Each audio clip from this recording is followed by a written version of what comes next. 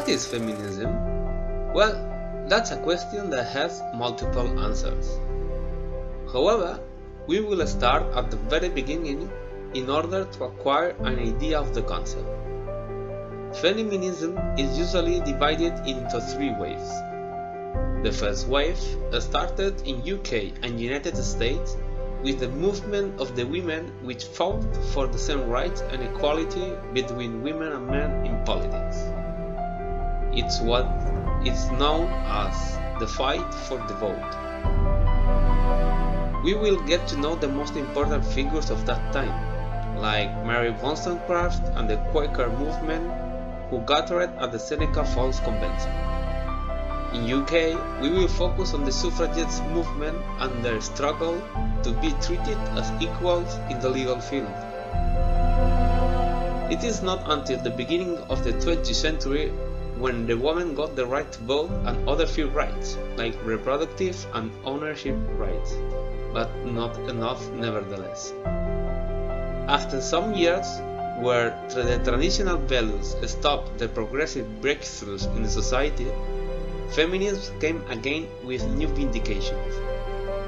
It is here where the feminist movement defines them as the second wave of feminism.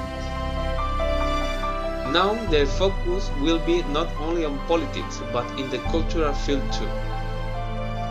It is here where the first voices raised up against patriarchy and the conservative and nuclear family of the 50s. Have you ever watched Mad Men? It is now when some women claim for more important jobs with more responsibility and power, not only assistants. The fight for civil rights took place at this time too. Regarding to the culture, it appeared that first women against the commodifications of the women's body. It means to treat them like an object most of the time in a sexual manner. The women's liberation took place in this time too. You can see the bird burning in this image. However, important figures like Angela Davis pointed out that feminism at that time was focused on the white upper class women and it forgot the women of color, for instance.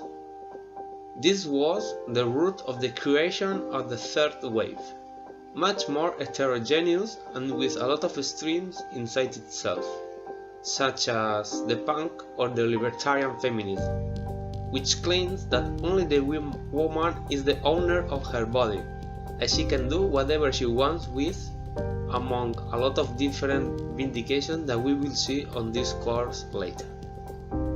One example is the treatment of porn between second and third wave. The first ones claimed that it was a defeat for the women's cause.